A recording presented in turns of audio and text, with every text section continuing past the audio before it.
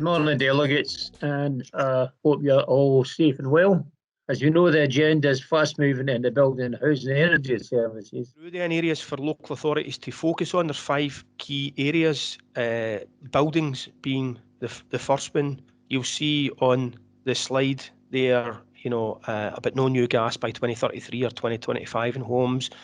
Public buildings phasing out homes, phasing out gas, no new gas boilers by 2030, oil boilers by 25-26. Some real opportunities around renewable energy construction and maintenance, exploiting land and property for this.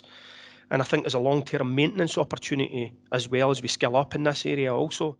You're working towards replacing the natural gas in our pipelines with gas that produces no carbon emissions by 2045, helping to deliver the UK's net zero target for 2050. Our planned H100 Fife project in Leavenmouth builds on an extensive evidence base for hydrogen and aims to be the first 100% hydrogen to homes zero carbon network in the world, showcasing the UK's low carbon future. Hydrogen gas will be produced through a process called electrolysis, using green electricity from an offshore wind turbine to split water into hydrogen and oxygen. The local housing strategy includes a home energy workstream to reduce energy demand and decarbonise energy consumption, and H100 Fife is a huge contributor to the innovative solutions for decarbonisation. Coming down the line over the coming 80 years is a global population of 3.5 billion increase, and we will require to build 2.1 billion new homes. So that's 7 times the equivalent of the 20 European countries we currently have to be built in 80 years, of which more than 55% of that will have to be built by 2050.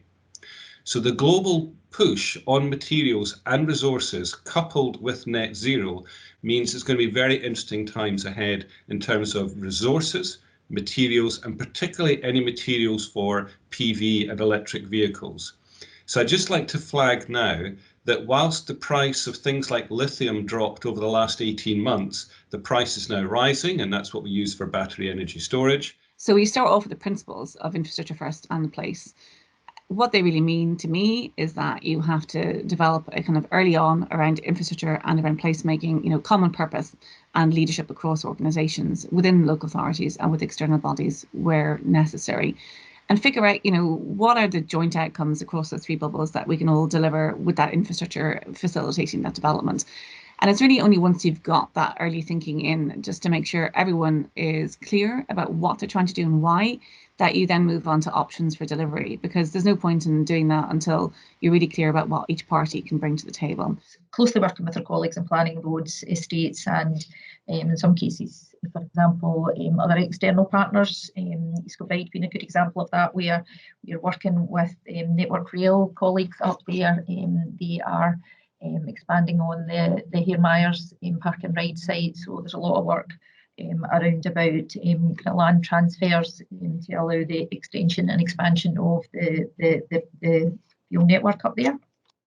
Talk to you now individually about how this works. So not too technical, more of an overview. Here we have the alarms linked into the gateway from the property. Alarms in the traditional senses we've spoken about, heat, smoke and CO, but also our now new groundbreaking environmental sensors that will offer us the ability to produce insights into temperature, humidity, CO, and also for insights into condensation, damp and mold, which we'll be using that to connect to our gateway, which will give us the cloud-based data transfer method to the portal. Now, the gateway itself is mains powered, so it's a fixed installation within a property, and utilizes a roaming SIM card on 2G, which gives us full and nationwide coverage. And I'll show you in a second where are some of the more extreme areas that we've installed these gateways. And that enables us to provide these insights to a managed desktop dashboard. And the simplicity of installing this type of technology is actually driven by a smartphone application. I think there's got to be reviews of the communication protocols to ensure that there's consistency in how people see things and how the information they're getting is up to date or it's relevant, and make sure that they've got that information to hand to allow them to then deliver their job. Again, a review of the working practices and then make sure that it's delivering what you have to do from a service rather than being an old way of doing it. And that's all about cultural change within the organisation, about this is how we've always done it, but how can we do it better? How can we change it? How can we go forward with that? Can I thank all the speakers for their valuable inputs once again, and especially ECO, our sponsor, and also to all of you who have joined today to participate in what's been a very interesting and informative event.